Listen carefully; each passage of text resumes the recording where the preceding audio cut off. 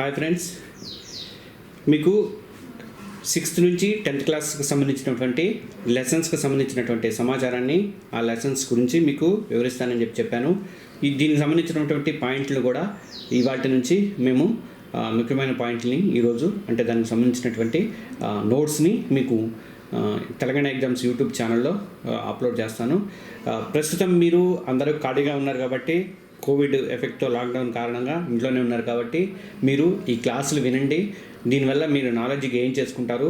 Exams, competitive exams పడినప్పుడు మాత్రం మీకు ఇవి పనికొస్తాయి, ప్రాబ్లం లేదు. ఎప్పటికీ ఎవర్ గ్రీన్గా ఉండేట్లుగా ఈ యొక్క లెసన్స్ని నేను ఇవాళ నుంచి మీకు అందిస్తాను.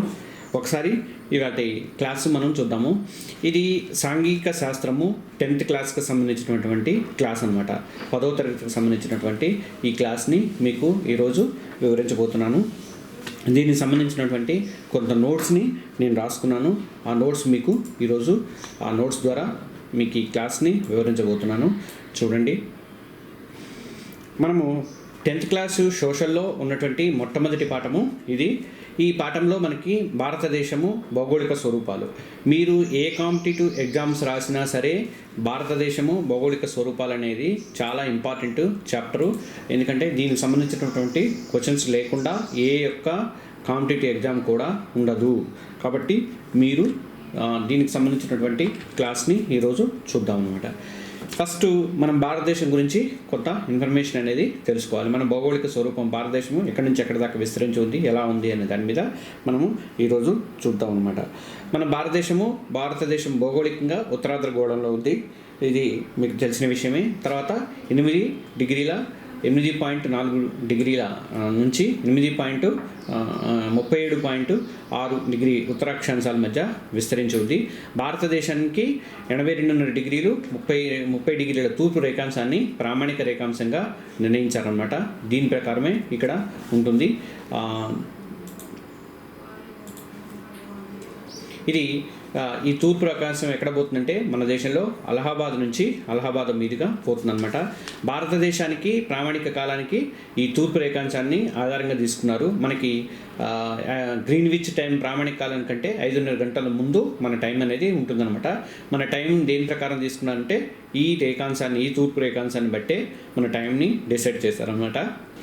ఇక గోండ్వానా భూమిలో భాగంగా భూగర్భ నిర్మాణాలు, శిలా శైథిల్యం, తర్వాత క్రమక్షయం, నిక్షేపణం లాంటి ప్రక్రియల వల్లే భారతదేశంలో భూభాగము, నేలలు అనేవి ఏర్పడ్డాయన్నమాట. అంటే గోండ్వానా భూమికి సంబంధించినటువంటిది మన దగ్గర విస్తరించి ఉంది. భారతదేశం యొక్క ద్వీపకల్పం అనేది మొత్తం కూడా గోండ్వానా భూభాగంలోనిది. ఇది చాలా ఇంపార్టెంట్ బిట్టు.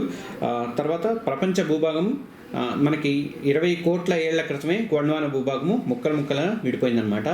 ఈ గోండ్వానా భూభాగం అనేది 20 కోట్ల ఏళ్ల క్రితమే మనకి ముక్కలుగా విడిపోయింది.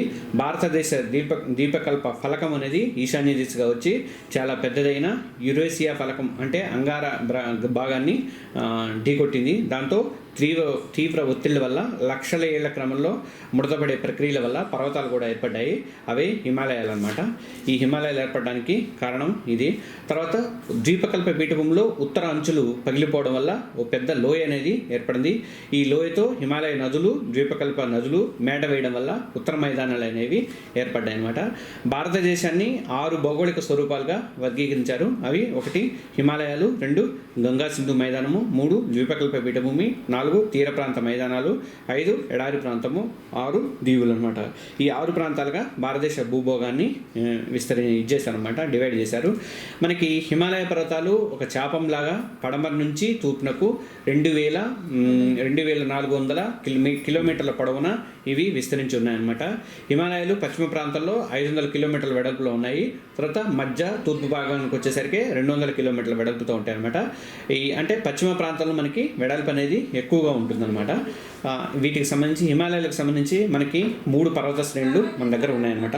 ఈ 3 పర్వత శ్రేణుల గురించి ఒకసారి మనం డీటెయిల్గా చూద్దాము. ఇది హిమాలయ పర్వతాల్లో ఒకటి హిమాద్రి అనేది ఒక పర్వత శ్రేణి, తర్వాత నిమ్న హిమాలయాలు అనేది ఒక పర్వత శ్రేణి, తర్వాత మూడవది శివాలిక్ కొండల శ్రేణి అనమాట. ఈ 3 పర్వత శ్రేణులు హిమాలయాల్లో ఉన్నాయి.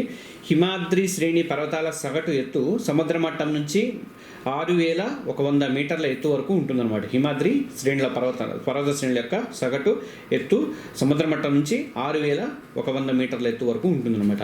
హిమాద్రికి ఉత్తరాన ఉన్న పర్వత శ్రేణిని ఉన్నత హిమాలయాలు లేదా హిమాద్రి అని పిలుస్తారు. హిమాద్రికి వచ్చేసరికి దక్షిణాన ఉన్న పర్వత శ్రేణిని నిమ్న హిమాలయాలు అంటారు. ఇక్కడ ఒత్తిడికి గురైనటువంటి రాళ్ళు కూడా ఉన్నాయన్నమాట. ఈ నిమ్న హిమాలయాల ఎత్తు ఎంత ఉందంటే, మనం హిమాద్రి ఎత్తు ఎంత అనుకున్నాము, 6100 మీటర్లు అనుకున్నాము. ఈ నిమ్న హిమాలయాల ఎత్తు ఎంత ఉందంటే 3700 మీటర్ల నుంచి 4500 మీటర్ల మధ్యలో ఉందన్నమాట. ఈ నిమ్న హిమాలయాల శ్రేణిలో పంజాలు, మహాభారత పర్వత శ్రేణులు అనేవి ఉన్నాయన్నమాట. ఇంకా నిమ్న హిమాలయాల్లో ప్రముఖ ప్రదేశాలు ఏంటంటే, ఇవి చాలా ఇంపార్టెంట్ బిట్. ఇది కూడా ఈ 6 గురించి మనం ఒకసారి చూద్దాము. ఇవి నిమ్న హిమాలయాల్లో ఉన్నాయి. ఇవి కాశ్మీర్ అనేది కూడా నిమ్న హిమాలయాల్లో ఉంది. తర్వాత హిమాచల్ ప్రదేశ్లోని కంగ్రా, కులు లోయలు ఉన్నాయన్నమాట. తర్వాత సిమ్లా ఉంది. తర్వాత ముస్సోరి, తర్వాత నైనిటాలు, తర్వాత రాణికేత్, ఇవన్నీ కూడా మనకి వేసవి విడుదల అనమాట. ఈ వేసవి విడుదలన్నీ కూడా నిమ్న హిమాలయాల్లోనే ఉన్నాయన్నమాట. ఇది గుర్తుపెట్టుకోండి మీరు. తర్వాత వచ్చేసరికి నిమ్న హిమాలయ శ్రేణి అనేది వేసవి విడుదల ప్రాంతాలు, అదే నేను ఇప్పుడు ఇంతకుముందు చెప్పింది అనమాట. వేసవి విడుదల ప్రాంతాలు సతత హరిత అరణ్యాలకు ప్రఖ్యాతిగాంచింది అనమాట. ఇక్కడ నిమ్న హిమాలయ శ్రేణి అనేది వేసవి విడితో పాటుగా సతత హరిత అరణ్యాలు ఉన్నాయన్నమాట. హిమాలయాల్లో దక్షిణాన ఉన్న శ్రేణి శివాలిక్ శ్రేణి అంటారు. ఇది 10 నుంచి 50 కిలోమీటర్ల వెడల్పుతో ఉంటుందన్నమాట. దక్షిణాన ఉన్నాయి హిమాలయాలు శివాలిక్ శ్రేణి అంటారు వీటిని. ఈ శివాలిక్ శ్రేణిలో పర్వతాల ఎత్తు 900 నుంచి 1100 మధ్య ఉంటుందన్నమాట. మనం ఇప్పుడు 10th క్లాస్లోని సోషల్కి సంబంధించినటువంటి ఫస్ట్ పాఠాన్ని మనం చెప్పుకుంటున్నాము. దానికి సంబంధించినటువంటి భారతదేశం భూగోళిక స్వరూపాల గురించి చెప్పుకుంటున్నాము. ఇందులో భాగంగా మనం ఈ హిమాలయాల గురించి చెప్తున్నాం అనమాట. ఇక్కడ మీకు ముందే చెప్పాం కదా, 6 భౌగోళిక స్వరూపాలుగా విభజించారని చెప్పేసి. ఆ 6 భౌగోళిక స్వరూపాల్లో ఫస్ట్ హిమాలయాల గురించి మనం ఇప్పుడు చెప్పుకుంటున్నాం అనమాట. తర్వాత శివాలిక్ శ్రేణి జమ్మూ ప్రాంతంలో జమ్మూ కొండలు అంటారు అనమాట. శివాలిక్ శ్రేణి ఏమంటారంటే జమ్మూ ప్రాంతంలో జమ్మూ కొండలు అంటారు. అరుణాచల్ ప్రదేశ్కి వచ్చేసరికి అరుణాచల్ ప్రదేశ్లో మిష్మి కొండలు అంటారు. తర్వాత అస్సాంలోకి వచ్చేసరికి కచార్ కొండలు అంటారు. ఇవన్నీ కూడా నిమ్న హిమాలయాలకి సంబంధించినటువంటి అనమాట. తర్వాత ఈ నిమ్న హిమాలయాల్లో తర్వాత శివాలిక్ శ్రేణుల మధ్య ఉండే లోయలను స్థానికంగా డూన్లు అంటారు. ఈ డూన్లకి మంచి ఉదాహరణలు అంటే డెహ్రాడూను, కోట్లీ డూను, పాట్లీ డూను, ఇవన్నీ కూడా డూన్లు అంటారు అనమాట. అంటే ఇవి రెండు ఎక్కడెక్కడ ఉంటాయంటే నిమ్న హిమాలయాలకి శివాలిక్ శ్రేణుల మధ్యలో ఉంటాయి అన్నమాట. వీటిని డూన్స్ అంటారు అనమాట. తర్వాత హిమాలయాలకు తూర్పు వైపున సరిహద్దుగా బ్రహ్మపుత్ర లోయ ఉందన్నమాట. తర్వాత అరుణాచల్ ప్రదేశ్లో దిహాంగ్ అంటే బ్రహ్మపుత్ర నది లోయ ఉందన్నమాట. ఇక మన భారతదేశానికి ఈశాన్య రాష్ట్రాల్లో ఉన్న హిమాలయాలు తూర్పు సరిహద్దుగా కూడా ఉన్నాయి. వీటిని పూర్వాంచల్ పర్వతాలు అంటారు. మనకి ఈశాన్య రాష్ట్రాల్లో ఉన్నటువంటి హిమాలయ తూర్పు సరిహద్దుని వీటిని పూర్వాంచల్ పర్వతాలని పిలుస్తారన్నమాట. ఇంకా నెక్స్ట్కి వచ్చేసరికి ఈ పూర్వాంచల్ పర్వతాలు అవక్షేప శిలలతోనూ ఇటుకలతో ఏర్పడి ఉన్నట్టు. హిమాలయాలు అనగానే మనం సాధారణంగా మంచుతో కప్పబడి అనుకుంటాము. ఇక్కడ వచ్చేసరికి ఈ ఈశాన్య రాష్ట్రాల్లోకి వచ్చేసరికి పూర్వాంచల్ పర్వతాలు అవక్షేప శిలలను ఇసుకతో ఏర్పడి ఉన్నాయన్నమాట. పూర్వాంచల్ పర్వతాలని ఇక్కడ స్థానికంగా వీటిని ఏమంటారంటే పాట్కాయ్ కొండలు అంటారు ఈశాన్య రాష్ట్రాలలో. తర్వాత నాగా కొండలు, మణిపురి కొండలు, ఈ నాగాలాండ్, మణిపురి ఉన్నాయి కదా వీటిలలో. తర్వాత కాశీ కొండలు, మిజోరంలో ఉండే మిజో కొండలు, ఇలా వాళ్ళకి స్థానికంగా ఆ పేర్లని పెట్టుకుంటూ వచ్చారన్నమాట. మనకి హిమాలయాలు భారతదేశంలో శీతోష్ణ పరిస్థితుల్ని ప్రభావితం చేస్తున్నాయి. ఇది బండగుర్తు అనమాట. మనకి తీవ్ర చలికాలంలో మధ్యాసియా నుంచి వచ్చే చల్లటి గాలిని అడ్డుకుంటున్నాయి. మన వాతావరణ పరిస్థితుల్ని భారతదేశంలో శీతోష్ణ పరిస్థితులు అన్నింటినీ కూడా కంట్రోల్లో ఉంచేది, దాన్ని చేసేది, మొత్తం మెయింటైన్ చేసేది కూడా హిమాలయాల ద్వారానే మనకి అవుతున్నాయి అనమాట. అంటే మనకు మధ్యాసియా నుంచి చల్లటి గాలులు వస్తాయి, వీటిని హిమాలయాలు అడ్డుకుంటున్నాయి అనమాట. తర్వాత వేసవిలో వర్షాలు, పశ్చిమ కనుమలు దాటిన తర్వాత ప్రాంతాల్లో ఋతుపవన తరహా శీతోష్ణ కూడా ఈ హిమాలయాలే కారణం అనమాట. 3 హిమాలయ నదులు గంగా, సింధు, బ్రహ్మపుత్రులు, వీటి ఉపనదుల వల్ల విశాలమైనటువంటి ఉత్తర మైదానం అనేది ఏర్పడిందనమాట. హిమాలయాలకు సంబంధించి మనము చెప్పుకుంటున్నాము ఇప్పుడు. దాంట్లో భాగంగా గంగా సింధు నదీ మైదానాన్ని కూడా 3 భాగాలుగా విభజించారని చెప్పాను. ఇది పశ్చిమ భాగము, తర్వాత మధ్య భాగము, తర్వాత తూర్పు భాగం అని చెప్పేసి 3 భాగాలు ఉన్నాయన్నమాట. ఇందులో మనం దీని గురించి చెప్పుకుంటున్నాము ఇప్పుడు. ఈ పశ్చిమ భాగం అనేది హిమాలయాల నుంచి ప్రవహించే సింధు నది, దాని ఉపనదులైన జీలము, చీనాబు, రావి, బియాస్, సట్లెజ్ నదులతో ఏర్పడిందనమాట. తర్వాత ఈ సింధు నదికి ఉపనదులు అన్నమాట ఇవన్నీ జీలము, చీనాబు, రావి, బియాస్, సట్లెజ్ అనమాట. తర్వాత సింధు నది పరివాహక ప్రాంతం ఎక్కువ భాగం కూడా పాకిస్తాన్లోనే ఉందన్నమాట. సింధు నదికి మనకి మధ్యలో పాకిస్తాన్లోనే ఎక్కువ ఉందన్నమాట. కొంత భాగం మాత్రమే మన దేశంలోని పంజాబ్, హర్యానా మైదానాలలో ఉందన్నమాట. ఇక్కడ అంతర్వేదులు ఎక్కువగా ఉన్నాయి. అంటే ఈ రెండు నదుల మధ్య ఉన్న ప్రాంతాన్ని అంతర్వేది అంటారు. ఈ అంతర్వేదులు ఎక్కువగా ఏర్పడ్డాయి అనమాట. మీరు గుర్తుపెట్టుకోవాల్సింది అంటే సింధు నది పరివాహక ప్రాంతం ఎక్కువగా కూడా పాకిస్తాన్లో మాత్రమే ఎక్కువగా ఉందన్నమాట. తర్వాత మధ్య భాగంలో మనకి గంగా మైదానము మధ్య భాగంకి వచ్చేసరికి గంగా మైదానంగా ప్రఖ్యాతి పొందింది. మనకి పరివాహక ప్రాంతం ఎక్కువగా ఫస్ట్ పాకిస్తాన్ అనుకున్నాము.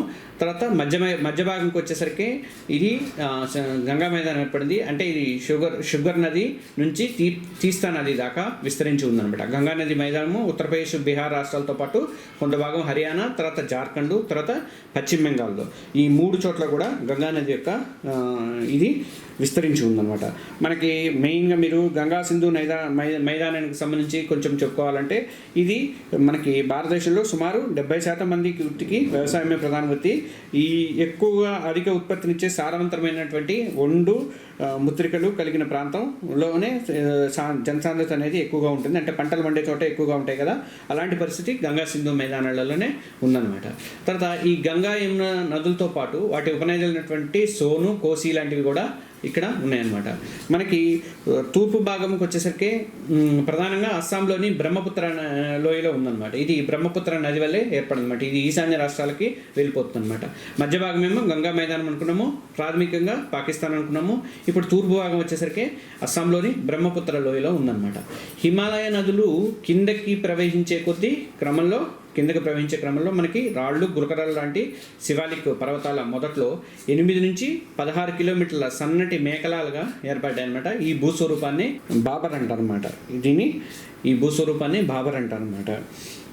ఇక్కడ చిన్న చిన్న నదులు, వాగులు కింద నుంచి ప్రవహించి బయటకు వస్తాయి. వీటితో చిత్తడి నేలలు ఏర్పడ్డాయి. దీన్నే టెరాయి ప్రాంతం అని పిలుస్తారన్నమాట.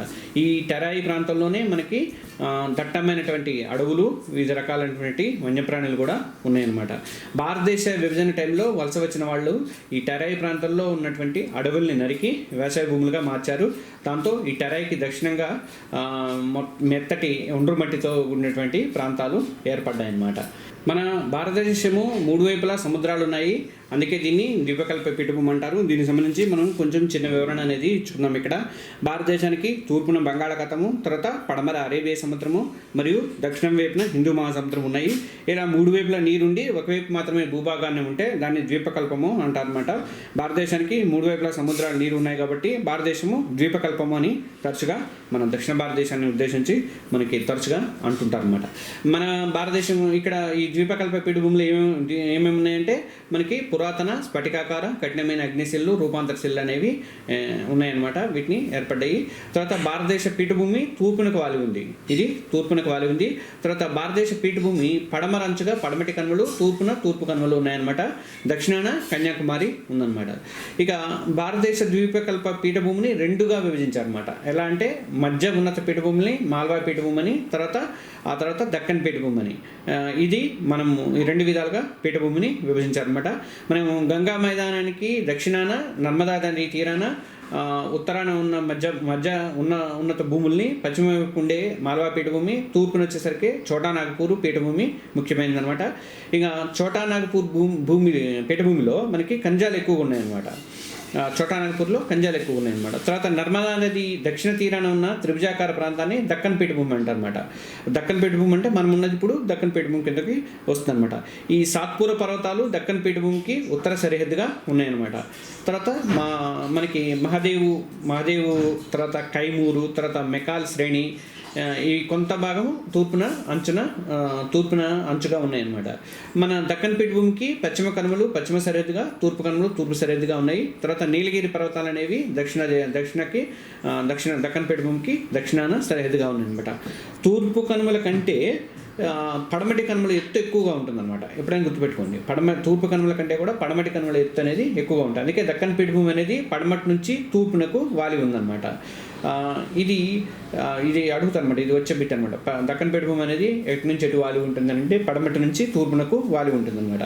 ఈ పడమటి కనుమలు అవిచ్ఛిన్న శ్రేణులు, ఇవి 1600 కిలోమీటర్ల పొడవు ఉన్నాయన్నమాట పడమటి కనుమలు అనేవి.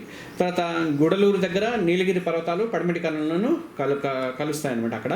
ఇక్కడ వీటి నీలగిరి పర్వతాల దగ్గర ఎత్తు ఎంత ఉందంటే 2000 మీటర్ల దాకా ఎత్తు అనేది ఉంటుందన్నమాట. అంటే సముద్ర మట్టం నుంచి 2000 మీటర్ల దాకా ఎత్తు ఉంటుంది.